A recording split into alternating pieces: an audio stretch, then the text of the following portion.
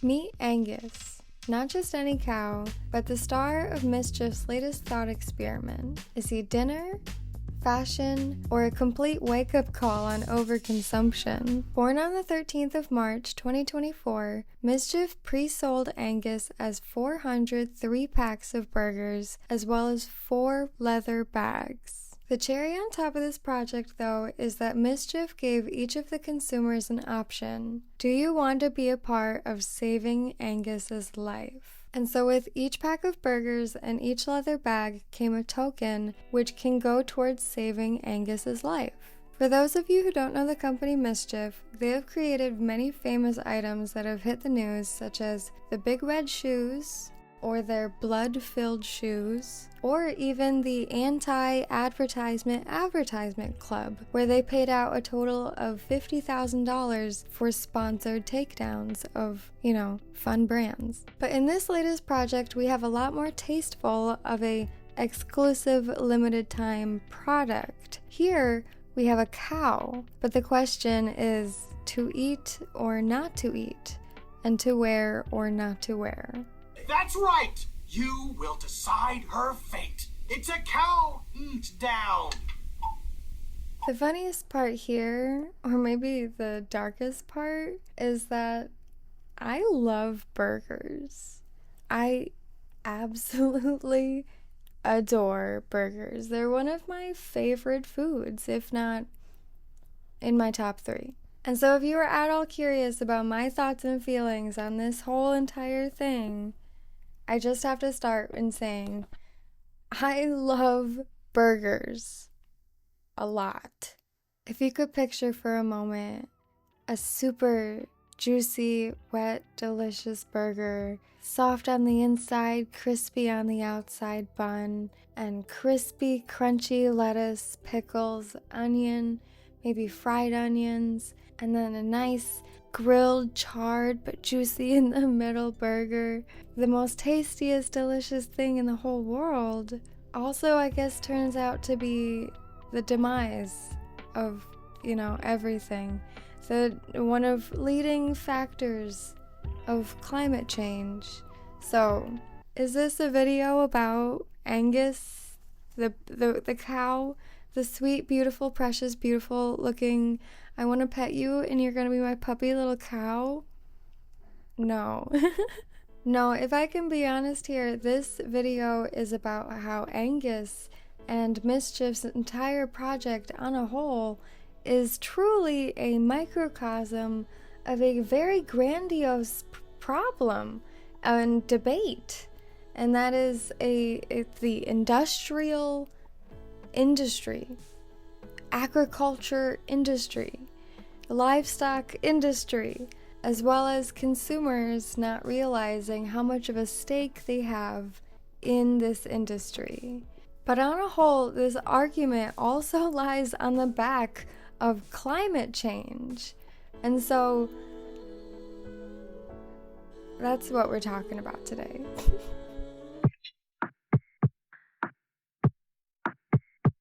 Beef as a symbol has been fed into our brain for a very long time. There is nothing more manly than steak and potatoes or beef. It's what we're having for dinner. If you can just imagine a king or someone being really big and macho man, what are they eating? A steak. And if you are an American out cooking with your family, grilling up the storm, what are you grilling? Burgers. But in all of this, beef being like a symbol of hugely superiority or just being powerful and having a satisfied life, pretty much a thing. Like if you got your shit together, you are able to have some beef on the table. That is what the American everything has taught us. But then my question then is, why is beef so cheap? I mean, a roast is like $20, but a pound of beef can be as cheap as like $6. And then if you go to McDonald's, we got like like a $3 burger, pretty much. Like, it's nothing. You could practically find that in a couch. It's not cheap, but relatively speaking, why is beef so cheap? Leather, I completely understand. Leather, it is, it's real, it's tangible, it lasts forever. And so leather, it should last forever if you treat it well, right? But so yeah, leather is expensive. I get that. But on a relative scale, you can go out and get a $1 burger, a $5 burger, 15, 20, all the way up to $50 burgers. And so for this reason, that is why we are expanding past the mischief potential of, oh, save the cow because it's so cute. I personally fall into the trap of animals are freaking cute and smart, so you shouldn't eat them.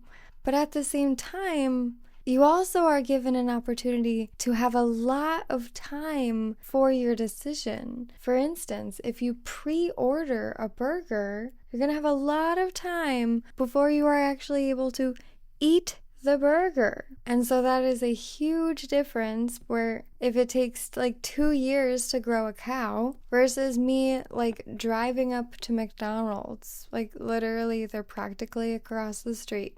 It'd take 2 seconds. So 2 years versus 2 seconds, you now have the time to think about the actual decision. In breaking down the math, for 2 years, Angus will be turned into 1,200 burgers, being sold as 3-packs in 400 quantity. So 400 3-packs of burgers. And then, in addition, we also have Angus's skin, which is currently small, but will grow around him as he gets bigger into 4 leather bags. In addition to this, we also have the amazing grass-fed and ethically sourced labels of these, but when it comes down to it, we have a $35 pack of 3 burgers and a $1,200 leather bag, 4 of them. The $1,200 I get on a leather bag at $1,200, $1,200 for a bag that should last a lifetime or many, many, many lifetimes if you treat the leather properly. But $35 is comparable to like a mid-level to high-level restaurant. So you're practically ordering a high-quality burger, yeah, ethically sourced, organic, grass-fed, but at a reasonable price. So that's fun. So what's fantastic about the Mischief Project is that they give you ample time for what's known as buyer's remorse. We're here to force you to face your victims. Meet your meat. And so, versus running out to Mickey D's and getting 1/1200th of a cow, or if you get 3 burgers, 1/400th of a cow, you have 2 years to wait and make that decision. And in this, you also have a token, and you can seal off the seal of regret and go to the Remorse portal on their website and type in the code, and in this you can help Angus no longer become burgers and leather bags. Burgers and bags. She's due to be processed in 5 days, Bob, unless you choose to spare her life. Long story short, if you rip off your seal of remorse, you will be added to the small percentage of people who will be tucking away at saving Angus's life. Pretty much they said 50%, if 50% of you guys say we will save Angus's life, then they will save Angus's life. But what's really funny though is that these are not actually even Stevens for every single buddy, because the 4 leather bags account for 50%, whereas the 400 burgers account for 50%. And so if you think about it, 4 people could change their mind right now and save Angus. Boom, boom, boom, boom. We've saved Angus. 4 people have saved Angus versus 400. I've been following these numbers pretty much since the beginning, and what's really fun is that a few days ago we were at 4.3% saved. 4.3% all the way to 50, right? And then suddenly, boom, we're at 17.3%, baby. And it occurred to me, one person with a leather bag changed their mind. The likelihood is that happened. The one person changed their mind and is not getting the beautiful leather bag. If I haven't shown it enough already in the video, it looks like a cartoon freaking slab of king meat, bro. It's beautiful. In the most sadistic way, or masochistic, whichever one is the right one. But to get down back to the brass tacks of things, the $35 for a 3-pack of burgers, very not too dissimilar to just regular prices. Let's talk about, like, how do you price things? How are things priced in the first place? If you want like a quick gist of what like the layman would know, which is me, the layman, we have supply, demand, as well as scarcity, exclusivity, and overpopulation, and all of that awesome goodness. But what's really fucking more exciting is speculative pricing. And more or less, a quick little like TLDR of this is, how much do you think people would be willing to pay for this? Or in the terms of like scarcity, exclusivity, let's do it. How much would people think about how other people are pricing their items, and how should I price my items against those? For instance, if there aren't enough ketchups to put on the burgers and people are pricing up their ketchups, are probably going to, then we should price up the burgers. But it's all just, it's all up here. It's all of how much do you think, how much blah, blah, blah, but it's all made up. It's all made up. It's just premonitions on the future. But truly, it's how much do you think people are willing to pay for this? MSCHF is a fantastic trickster in this, in that they love to play with exclusivity and pricing. For instance, making something that's worth, let me just make a random example. This little pen, they could just write MSCHF on it and sell it for $60. And they're not doing it because of some weird, we just want to be rich. No, they're doing it because they know they can. Making a point as to how made up prices are. Unfortunately, people do buy into this, and I gotta say, I love it. If I had a MSCHF brand pen, or the Ticonderoga pencils that they just sold out on, I'd buy them. I'd want them. I'd never use them. I'd never sharpen them. But they'd say Ticonderoga MSCHF in the Ticonderoga font. Anyways, herein lies the thrill of the purchase, to which right now they actually don't have stuff all completely sold out. But I know I don't need a freaking $60 sweatshirt. I know I don't need that. But everyone is susceptible to conformity, right? It's not just about wanting exclusive stuff. Super duper cool, like Supreme, limited edition, only this amount for this amount of time, get it while it's hot. It's not all about that. But it is sort of staying in the same path and moving with the flow, with the herd, to not, get hurt by anyone else that's outside of the herd. Because if you're not in it, then you're in danger, right? But we don't live in that kind of world anymore, like cavemen, where you actually do need to stay in the herd. No, we don't.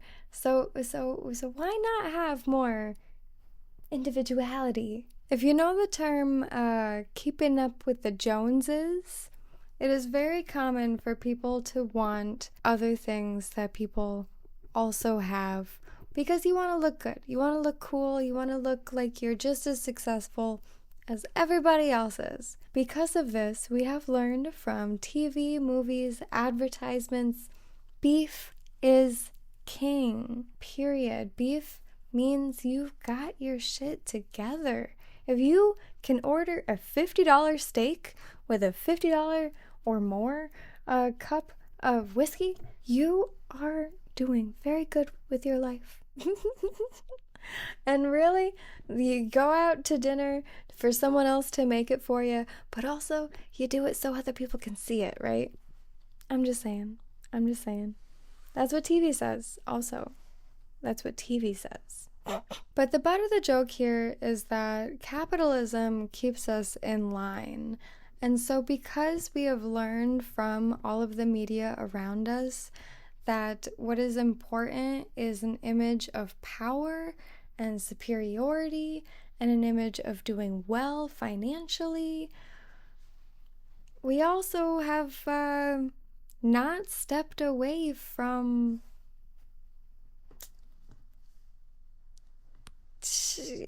breeding cows, killing the world, admitting defeat of the American dream and burgers is unattainable because we cannot have that many cows for that many people.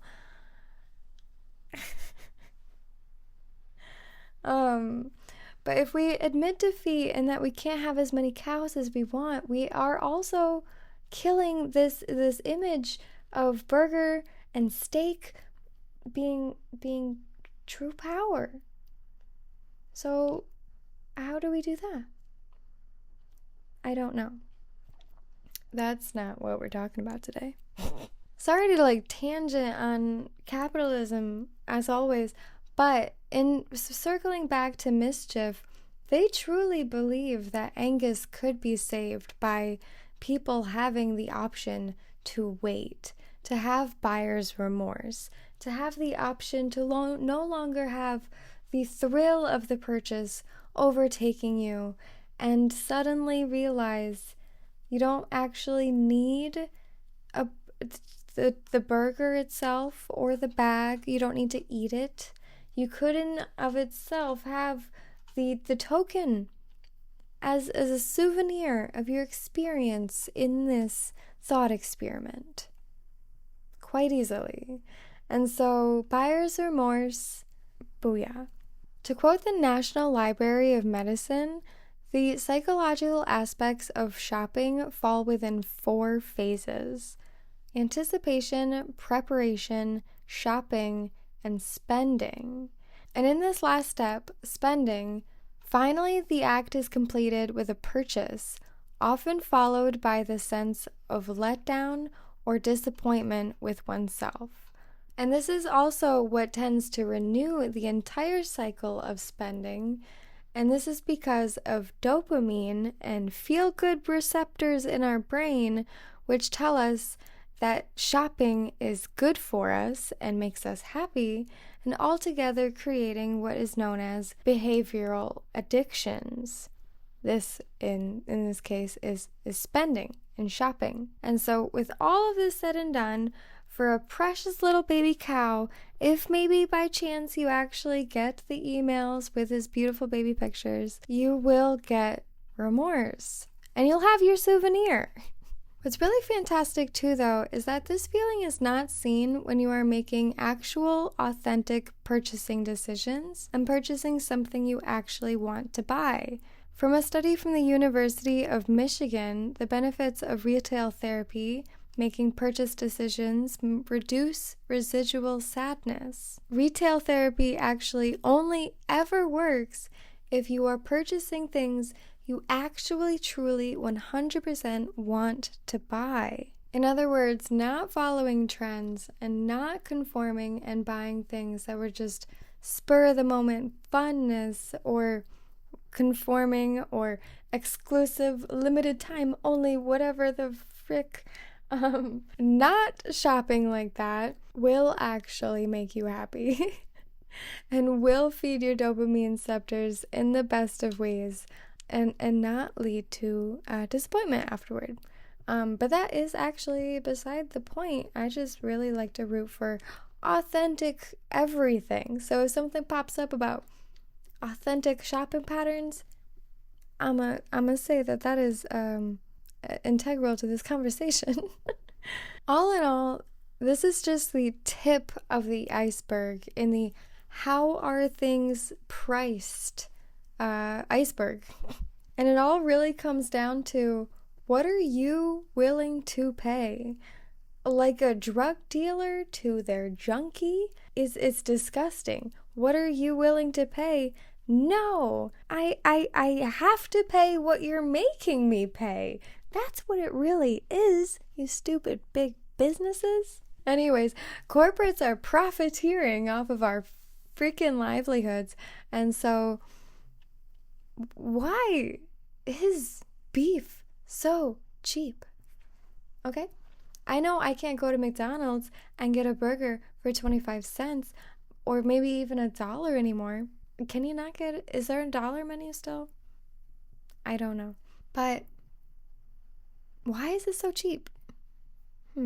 All in all, I'm just saying, with global warming, hurricanes, tornadoes, the war, huge wreck, all of this is going on civilization and land and everything.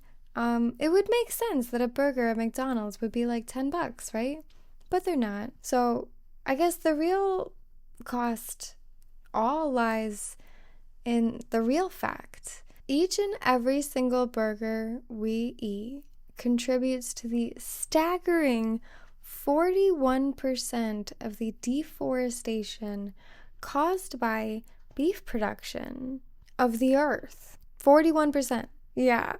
Why aren't they more expensive? Do you know why? It's because these are what's known as external costs. Okay? These are externalities, as economists, whatever, as they would call it, as the businessmen would call it. These are externalities. These are not overhead costs to me. No way. I'm not paying for that.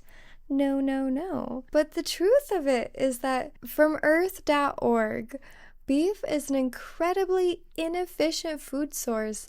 It takes 2,500 gallons of water, 12 pounds of grain, 35 pounds of topsoil, and the energy equivalent of 1 gallon of gasoline to produce 1 pound of feedlot beef. And I looked it up as to what feedlot beef is, and it's basically like feedlots are the most disgusting way you can live and grow up as a cow.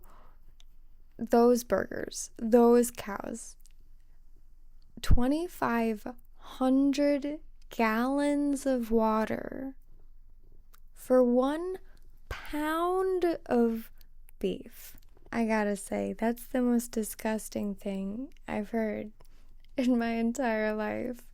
And I am entirely happy to say I worked at Steak and Shake for 2 years, and in that time didn't eat a single burger the entire time. Between you and me, I figured if I start with 1 burger, I will probably never stop, but it's not like it's McDonald's sugar burgers, let's be honest. But no, what's really crazy is that, again, from earth.org here, soy production, which is one of the most leading causes of global deforestation, is closely tied to beef production. Remarkably, 80% of soy produced globally is fed to livestock, leaving only 20% for human consumption. Because of this inefficiency, large expanses of land are needed to produce food for the billions of animals slaughtered each year, much of which were previously lush forest landscapes teeming with life. Teeming with life. So if there's not fire in your eyes now, with that, maybe there should be. Like, why are we feeding soy to these animals in the first place? Like, is soy not an incredibly inefficient thing to feed to people?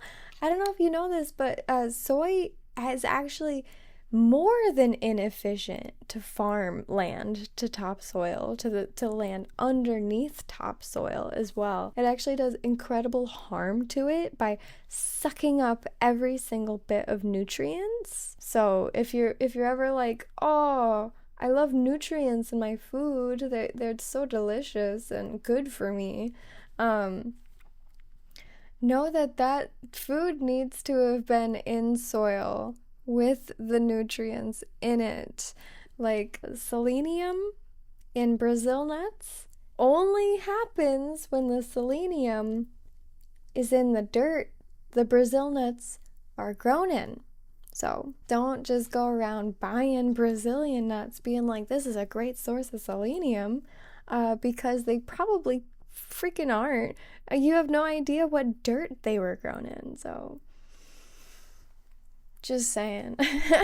Lastly, on this beef bit here, from Our World in Data, global production of beef grew 28.9% between the years 2000 and 2021. Beef is the leading global cause of deforestation and has a larger negative impact on the environment and climate change than any other type of meat. And so what's very interesting about this near 30% growth in beef production worldwide is that in the US alone, between the years 2000 and 2021, the US only grew 18%. So if you were to sort of just say that as a blanket worldwide guess of 18%, why would we globally raise beef production 30%? Okay? So that's just an interesting fact for you, just to say there's a lot of cows.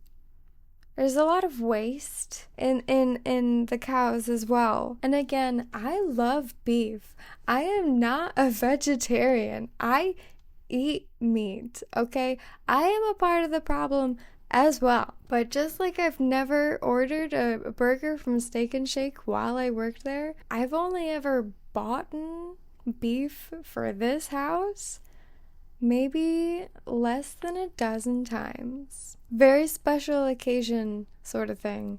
As if they're already extinct and I'm treating them like it's the end of, like when you're in a bunker and your food is what you have only for the rest of forever. In that, I am trying to say, I'm doing my best. I'm trying, but it's hard. But looking at these numbers, it's not as hard.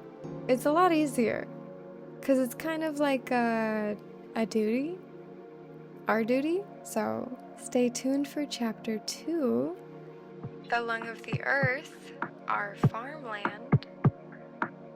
With all of this talk on deforestation, it should come as no surprise that the next thing I want to talk about is the Amazon rainforest. Now, when we picture the Amazon rainforest, what we want to see is trees, life, abundance, greenery, beauty. When we see it in the movies and TVs, all we can see is green and little cutesy animals and lushness vastly expanding out beyond most of South America. Because the Amazon rainforest is so ridiculously huge, it is also commonly called the lungs of the earth. From OneTreePlanted.org, the Amazon rainforest is responsible for 20% of the oxygen produced on land via photosynthesis.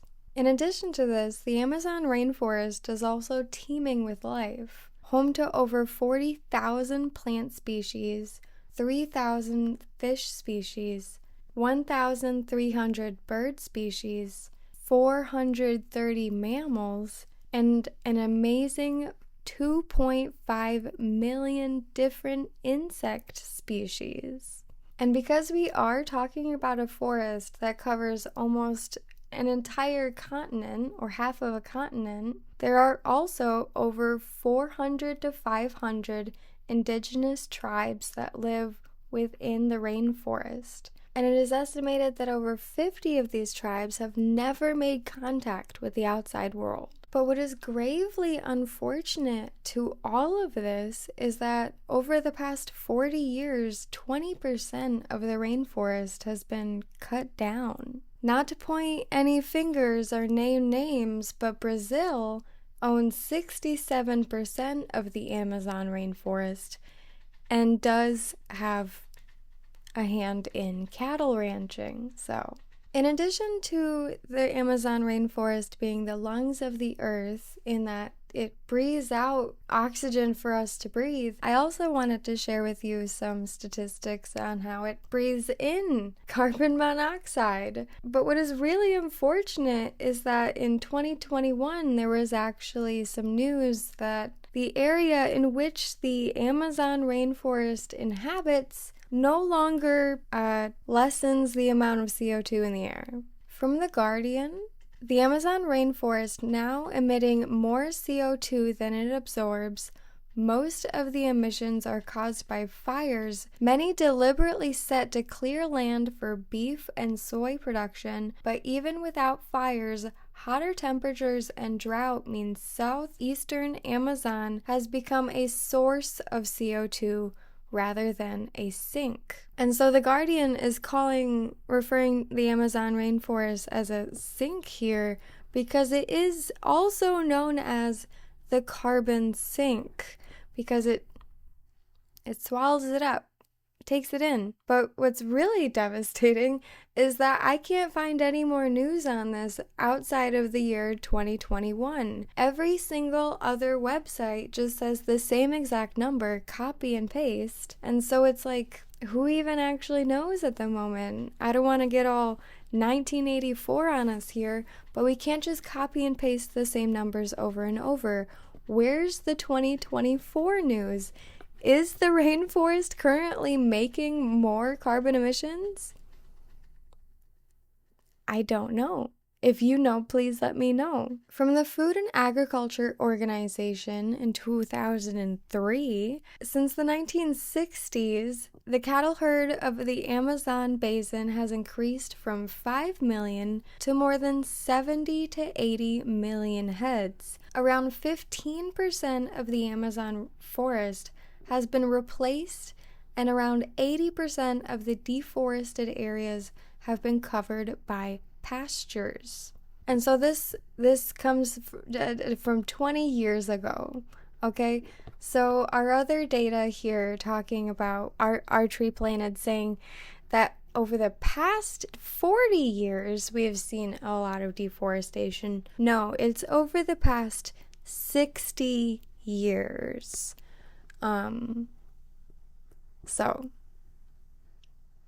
we gotta get our numbers straight, guys. The most crucial fact here that I want to leave us here is from NASA, from the Earth Observatory. So basically from the guys who are looking at our Earth from space and studying it to its finest detail on the ground. From 2021, in many cases, commodity-driven deforestation is essentially a permanent change compared to shifting agriculture. These areas will likely never be forests again. And so you may be asking yourself, how did all of this happen? How have we chopped down over 20% of the rainforest? 20% of our lung. Okay? 20% is a fifth. So a fifth of the Amazon rainforest is gone. Chopped down. And for what? Beef? because we love beef, because we have to have beef. I'm not saying here that we have to stop eating burgers, okay? But maybe we have to stop loving them so much, okay?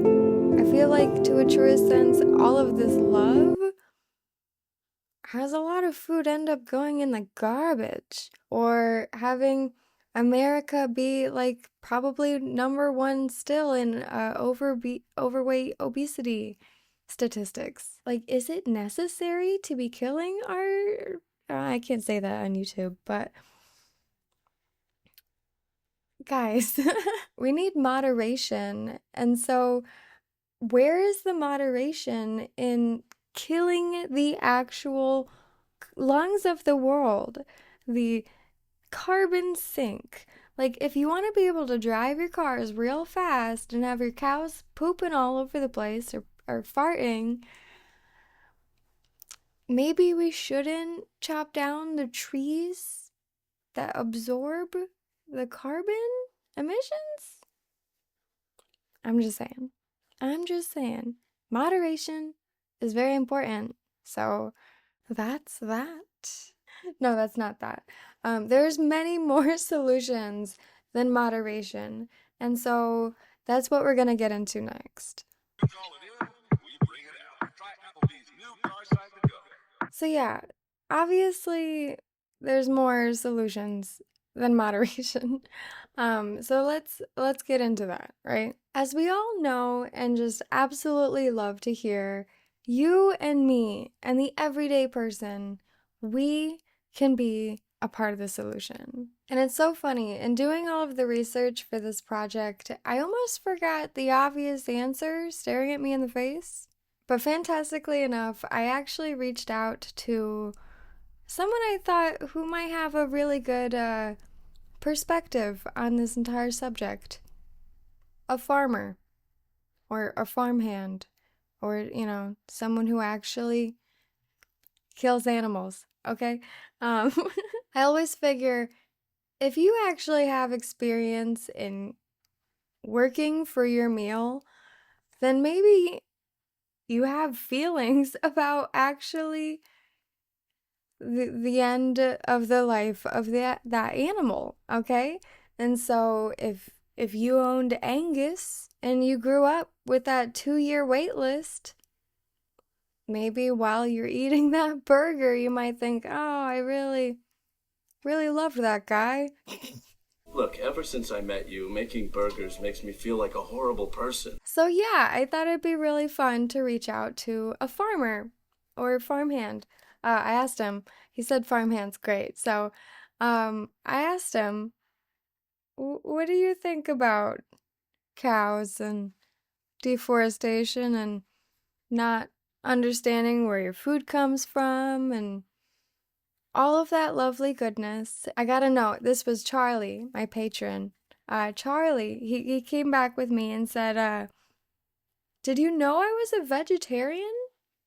Do I give off that vibe? Hilariously enough, I almost forgot. I used to be a vegetarian for years. Years. I was a vegetarian until I realized like I needed meat in my diet. Yeah. I didn't eat meat for a very long time, mostly because it started with my mom's health issues. She had to be off the meat. But truly, I'm over here like, yeah, I don't really like killing animals. Animals are pretty great. They're very smart. Do you know how smart animals are? So yeah, I reached out to someone who actually works on a farm, and he said, wouldn't you know it, I'm a vegetarian. I don't actually eat meat. Charlie offered me some context in this, in that, very similar to my experience, a friend of his had to become a vegetarian. And so we thought, hey, why not? You know, support someone in their, you know, why not? Might as well try, right? And so I guess Charlie had that exact same experience. This is a couple of quotes that he shared with me that I wanted to share with you. I guess it felt so natural because I always had a very deep relationship with animals. And it was always difficult for me to make that separation. And so, like I said, like, say you have a dog. I'm a dog person. I've also had a cat. Say you got a cat. Say one day it's time for the slaughter and dinner time. I love every single animal imaginable. They are all equal in my eyes. And so if you want to be over here like, yeah, we're gonna kill old, literally the bottom of this cup, Molly, we're gonna kill old Molly. She's gone now. You're gonna be a little sad. And so, like, if by chance you're working on a farm where you have to do that for money, you might just become slowly more and more desensitized to it as well. But city kids, they don't even have the opportunity to become desensitized. They literally are desensitized to, like, picking up a burger in the store, in the supermarket, and it's like yum yum yum, not realizing that it's also like bat, oink, or moo. I would always tell my friends that if they had to slaughter the animal themselves, they would never eat meat again. After living on a farm for so long, I actually think it's more extreme than that.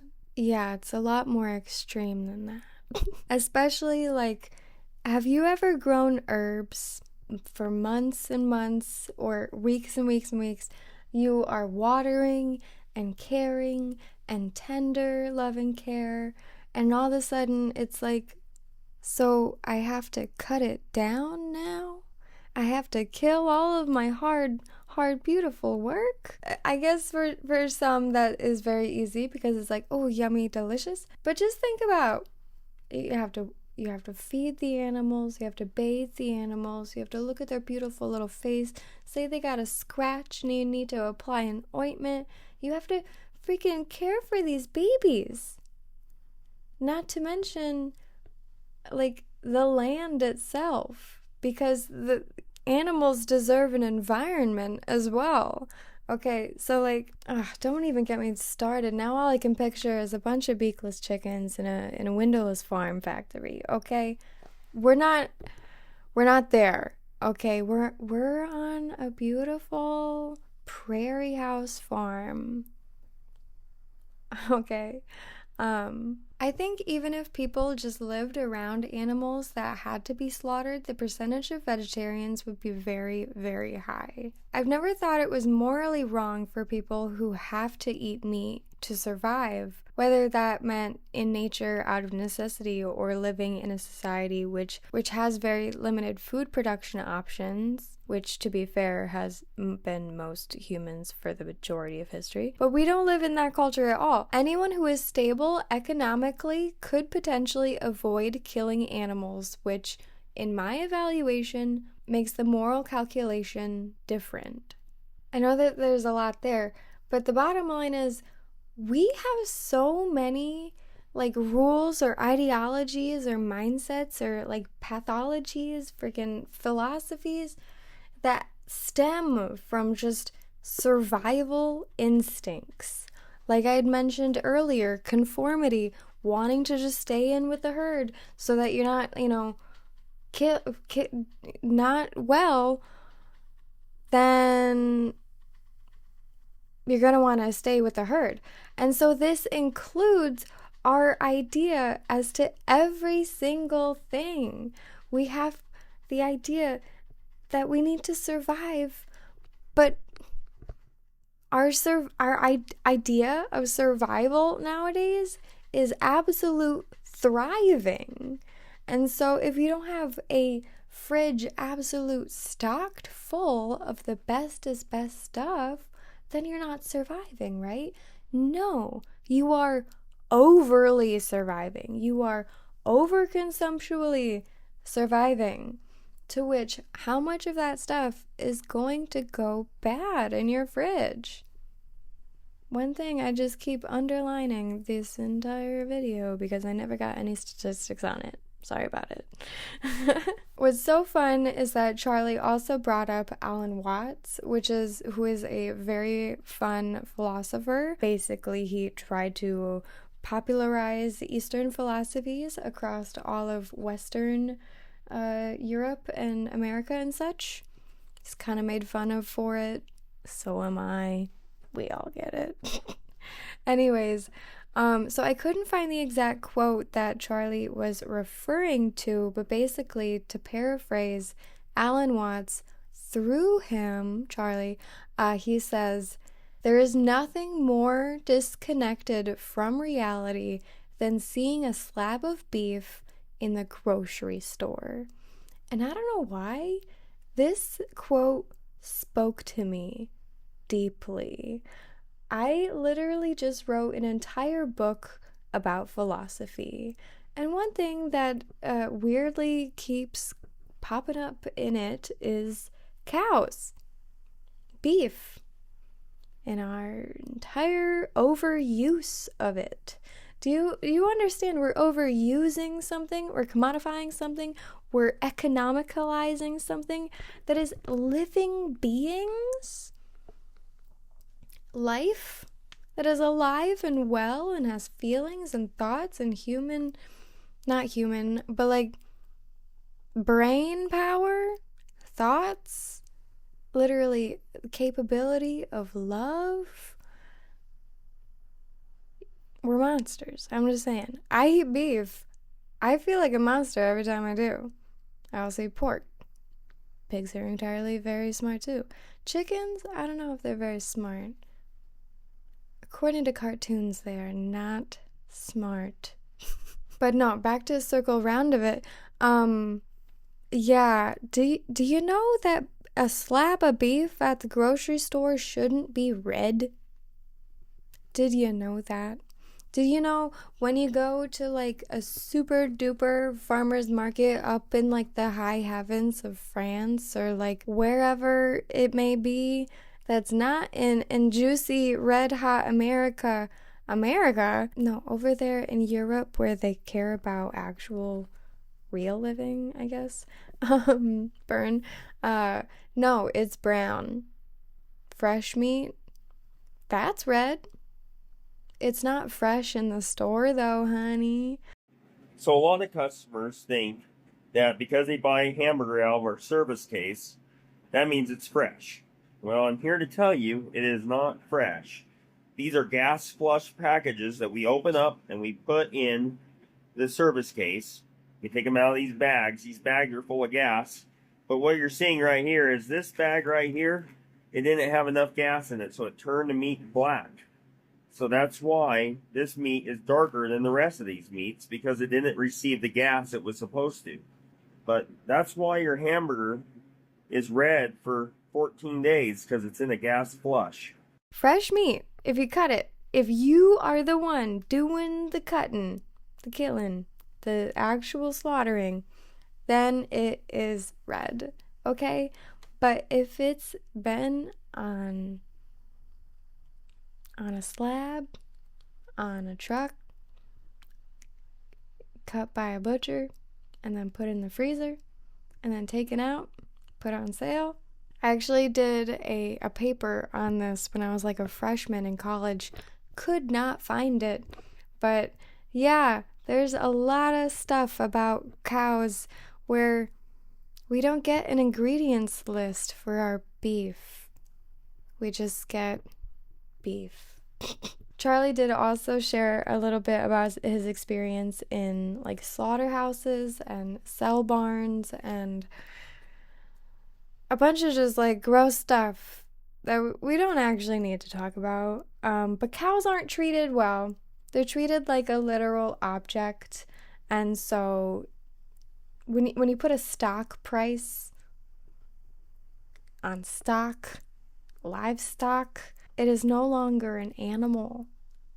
It is an item. It is an asset. It is a business decision. It is a simple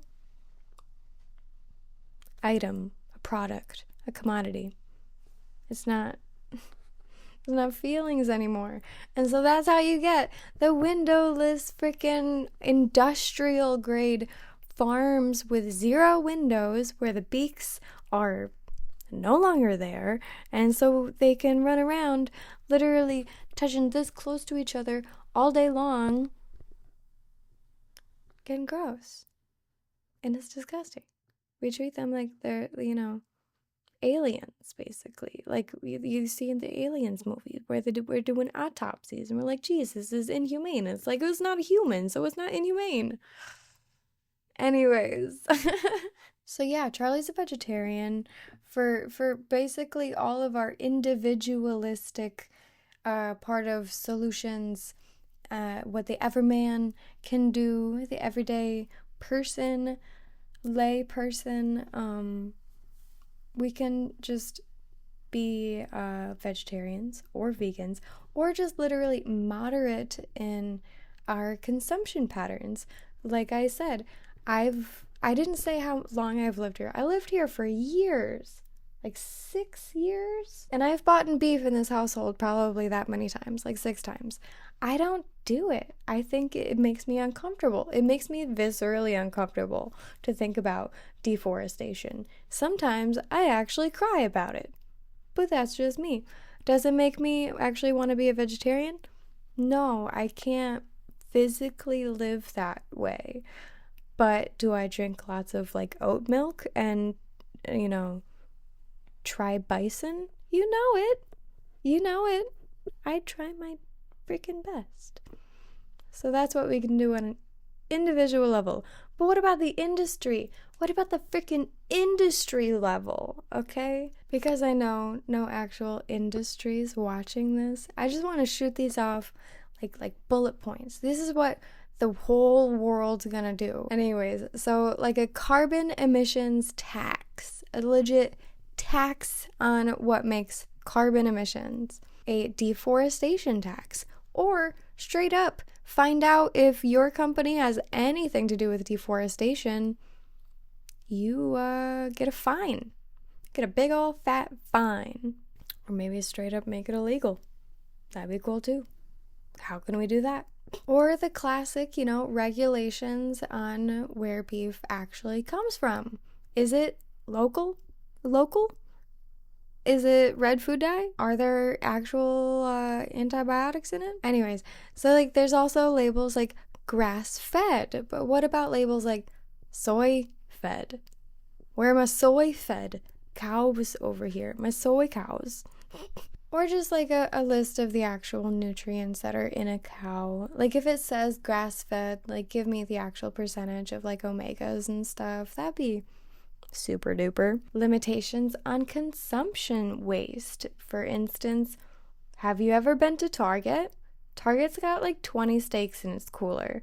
Versus like Meijer over here, which has a cooler, oh my god, it's like 40 feet long, just non-stop steaks and steaks and steaks and steaks, and just like literally like 20 pounds. It's not 20 pounds. It's like it's kind of revolting when you imagine it. But if you imagine it like baked up in a little bread tin full of breadcrumbs and ketchup, then it's a meatloaf and it's yummy. So it's a hard subject to talk about, okay? The last one on the list here for industrial solutions I have from NASA Earth Observatory. In recent years, hundreds of companies have committed to eliminating or reducing products to their supply chains that cause deforestation. But ensuring that is often challenging. Global supply chains can be complicated and opaque. You often have companies buying commodities off the spot market, which is that retailers and food manufacturers often don't know the source of the ingredients down to the individual farm and field scale. In this report, they try to show that there's an immense exchange of hands between all of the retailers and farms and restaurants and, just suppliers. And so often no one really knows where the frick things are coming from, which is kind of disturbing. You could be supporting a super racist farm. You don't even know. You could be supporting literal deforestation of the actual rainforest. You don't even know. And so if we were to put like how they have on NFTs, like a little who bought this, who bought this, who bought this, who bought this, every single time an item exchanges hands, like it has metadata, that'd be fantastic. So if we can implement that into our industrial solutions, that would be the cherry on top for their side, for the actual in the industry, so that people can actually make proper business decisions. If you know that you're buying from a bad supplier, then you won't. Okay? But if you're only looking at the bottom dollar line, if you're buying from the cheapest supplier, then that's the only actual fact you're going to look at. Nothing else, no other cost, being the cost of climate change, of course. Lastly here, there is also cultural solutions that we can make that I have also like dipped my toe here and there in while speaking, and that is, we don't need beef. We don't need to idolize beef. We don't need to think, hey, we need the 24-ounce steak for the birthday boy because that's what the birthday boy be getting every year. He needs it. You know, talking to you, Ron Swanson. No, we can have new traditions, new amazingness. Like, imagine if we hated cows as much as we hate turkey, then we'd just be eating it once a year. Boom, boom. Okay, you may not hate turkey. I hate turkey. I don't even eat it once a year. Beside the point. But no, if we were to like make it a regular thing to where classes can go on field trips and watch the slaughterhouse happen, then maybe they will have more thoughts and feelings as to the beautiful pictures of cows and chickens and pigs in the store, and correlate that the diagram of cuts has to do with all of the cuts on the stock on the shelf. So, or do what my parents did, take your kids out fishing, have them catch a fish and gut it. Great times. Fry it up, eat it with some your fingers. I can't picture eating it with anything. Anyways, another huge thing here in America, at least, is that we gotta teach ourselves a full belly is not, satisfaction make. Truly, you should never eat until you are overly full, and yet that is what we have been taught to be the right way to do it, or at least in my household or on TV that I've seen. But often, if you want dinner, or I'm sorry, if you want dessert, you should save some room. Last year on the cultural list is like, we've taught kids deforestation is bad, right? That's like a thing we still talk about, right? I've gone to Oregon and I've seen the lumber yards, and so I'm aware that there is an industry, but those industries replace the trees that they chop down. And so like if we're just chopping and no one knows the wiser, the lungs of the earth will be gone, okay? Overall, as a whole, I just want to quote my guy Milton Friedman. I say he's my guy because the classic Nader v. Friedman debate. I don't like Milton Friedman very much. Anyways, he always says, if you want less of something, tax it. If you want more of something, subsidize it. And so with that, we have to freaking tax some carbon emissions ASAP. And if we gotta tax some literal deforestations instead of making it illegal, freaking do it. I don't care. We gotta do something. And there are so many other things to talk about here. Like, for instance, I don't know, the soy problem, okay? Can we just knock it down with the soy? Can we play friends and be nice and grow a whole bunch of corn over in Russia? Most of it's freaking empty, guys. Come on with the soy. So it hurts the planet. You know that, right? It's bad. Sucks up the nutrients, leaves nothing left. Just saying. Just saying. Long story short here, all of these externalities in the cost of climate change and the degradation of the actual earth and our ability to, have grandchildren at this point is being really taken from us, as a people. And so we have to tell big industry, like, hey, big industry, freaking stop, okay? And so if you have a freaking deep cooler or a basement cooler or whatever the frick you call it, deep freeze, I don't know, full of beef, freaking go out to the woods and shoot a deer, fill it with venison for free. It's not for free. You have to get like a license and tags. But anyways, we don't need to stock up and supply up and call ourselves freaking made because of it. We can live off the land more. We can slow down more. We can not live off the land and literally kill it, using it as a literal means to an end, our end. Ugh. Okay, so I really wanted to figure out, where is this Amazon rainforest meat? I can't figure it out. All of the beef at my local Meijer is from certified Angus beef, to which I got a link here of their ranchers. So this isn't Amazon rainforest beef, but it is also one of those super sillies.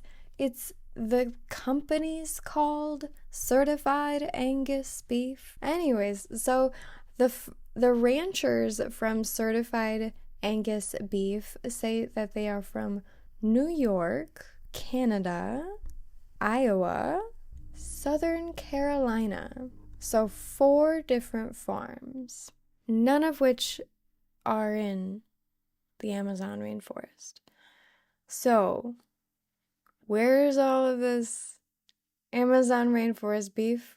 I don't know. Maybe in the microwave burritos? El Monterrey? What are you doing?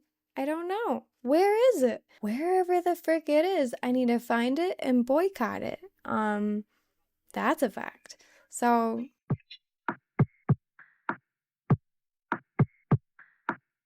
to get into the conclusion here, because I'm kind of tiptoeing toward it, these are the facts. These are just the plain old simple facts. The beef is the number 1 top contender of climate change, relatively number 1. And so if we don't stop eating the amount of burgers and beef and steaks and everything we know and love, we will not know and love the earth as we know it for very much longer. That's the fact. That's the fact. And just as my journalism professor taught me, I really should just end the video here. You are not supposed to add your opinion to the news. I don't know if you know that, but I have added very little opinion to this video. This argument is based solely off of facts. If this leads to this, and this leads to this, then this also leads to this. This is a classic syllogism in logic. If the lungs of the earth are the lungs of the earth, and they take our carbon emissions and produce oxygen, if that equals that, and if cows produce carbon emissions and we eat a heck of a lot of them, and that equals that, and then if we take cows and replace the rainforest with them, then we will lose our natural system in reduce, reuse, recycling our carbon emissions and oxygen to where, plants do eat our carbon. They love it. They love it.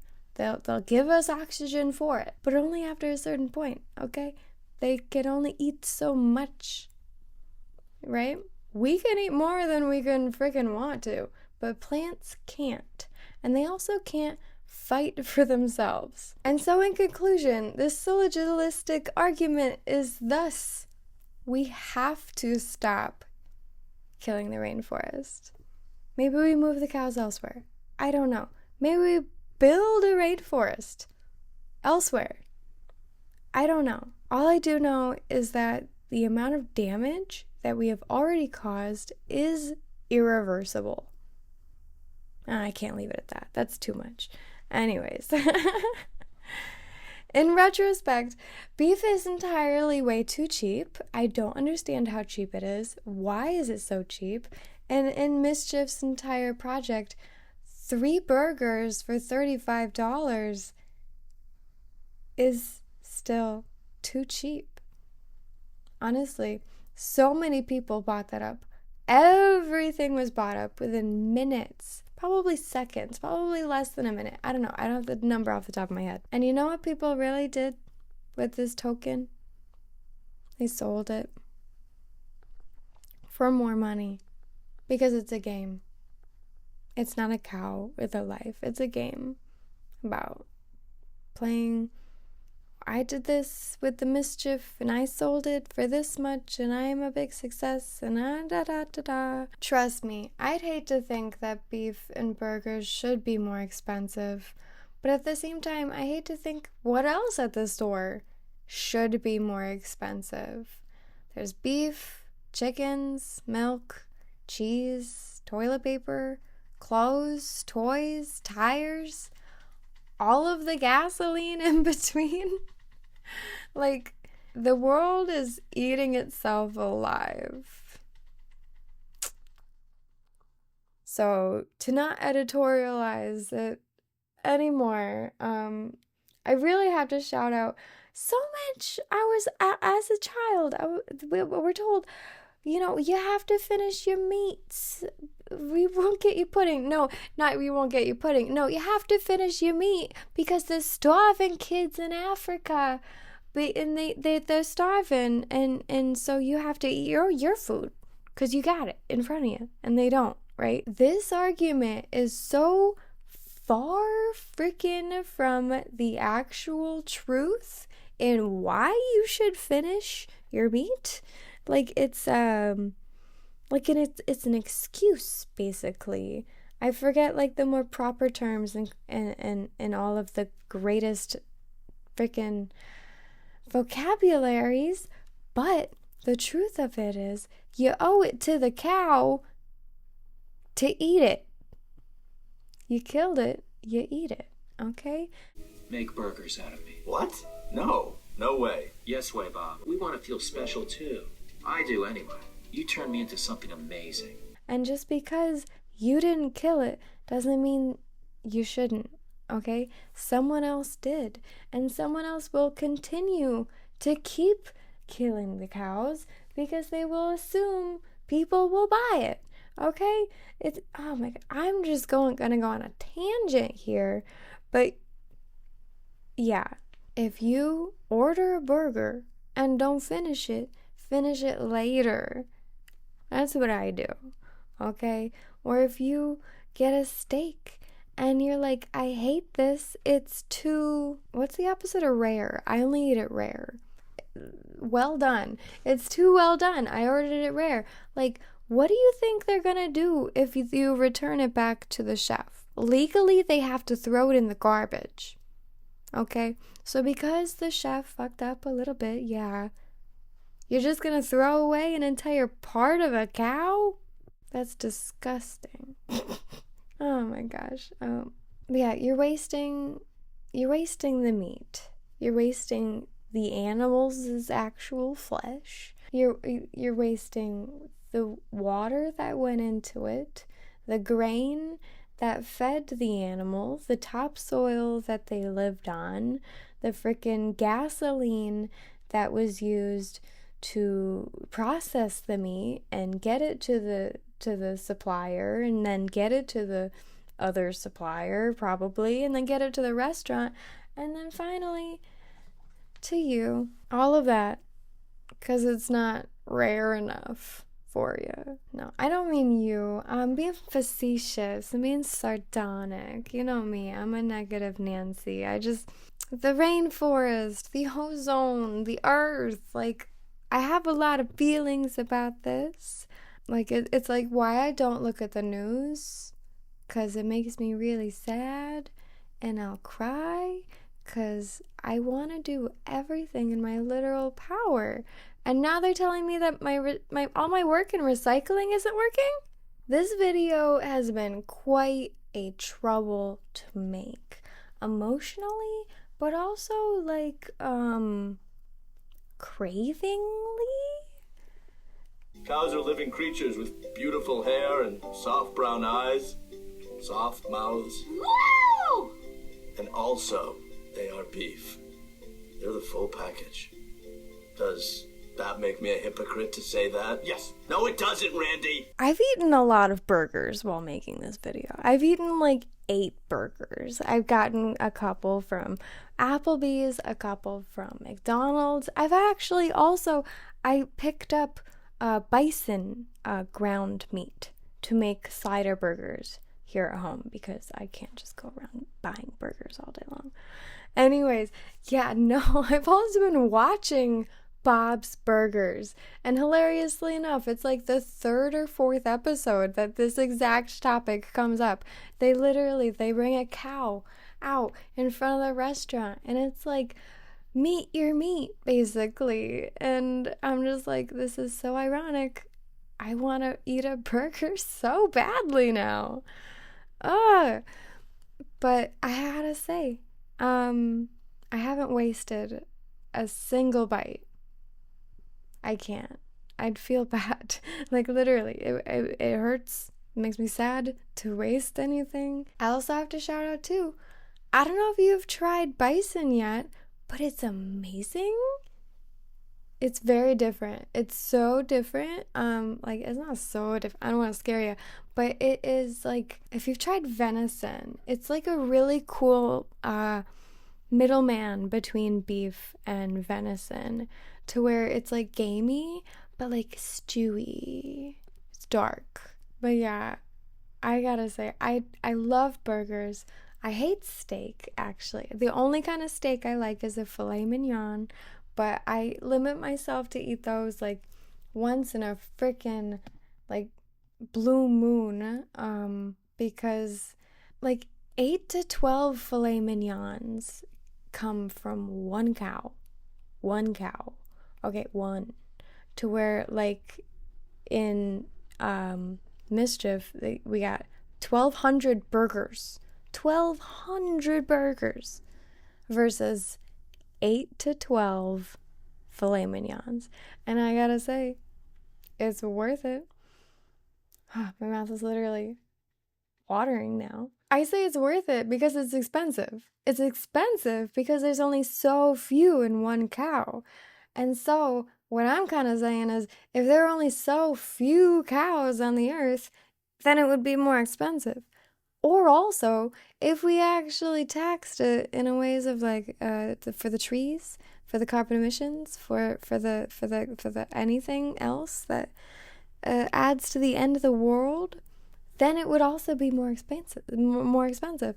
At that rate, a filet mignon might be like $200. But it'd be worth it. I gotta say, they're so good. They're so good. But yeah, so that's all of it for me today. I have to shout out. I'm gonna have to think, not even twice. I'm not even gonna think twice. I'm gonna think 5 times before the next time I eat beef, because where does Applebee's get their beef from? Where does McDonald's get their beef from? When I was in high school, we used to joke that it was horse. I don't think that's true, but where's it from? I don't know. We're gonna figure that out. I know I might have to post up a little message, be like, figured it out. Amazon's pure McDonald's. It's just McDonald's. Just can't go to McDonald's anymore. That's why the beef's so cheap. Because they're just knocking down trees to get millions of freaking cattle in there. So that'll be it for me, boys. I love you all so very freaking much. If you are all the way to the end, I have no idea how long this video is going to end up being. Like 3 hours? This is a big topic.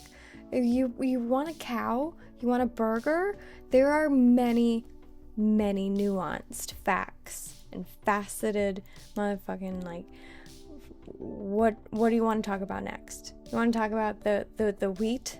That this wheat is actually dried and dehydrated and grown in, like, Russia 10 years ago? Something like that?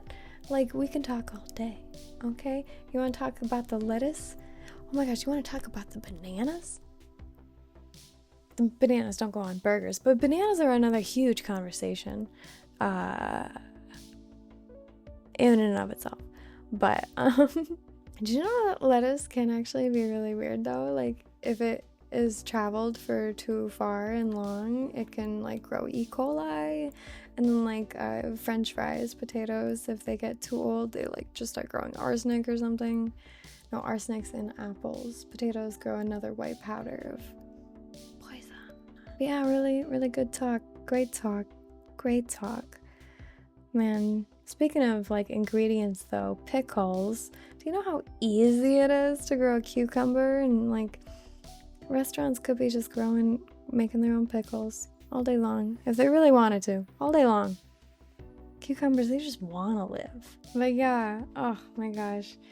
So what's really fantastic is that my, like, biggest video is one I did a few years ago on a very similar topic of From the Hitchhiker's Guide to the Galaxy Across the Universe. There's a cow pig type creature thing who gets trolleyed up to the table and is like, meet your meat, hello, come and eat me, sir, would you like a steak? And Arthur's like, oh, I think I'd rather have a salad. And the animal creature's like, I know quite a lot of vegetables that don't want to be eaten either. Yeah,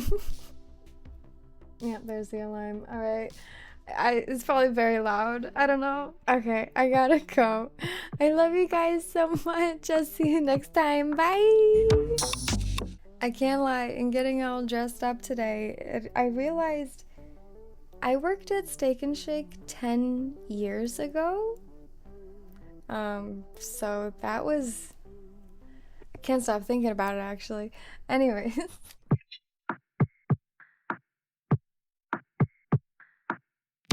I can see you keep on running like you need to.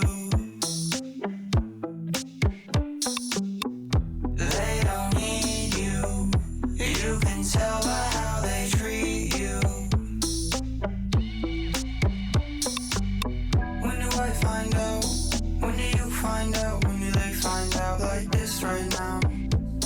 Like this right now.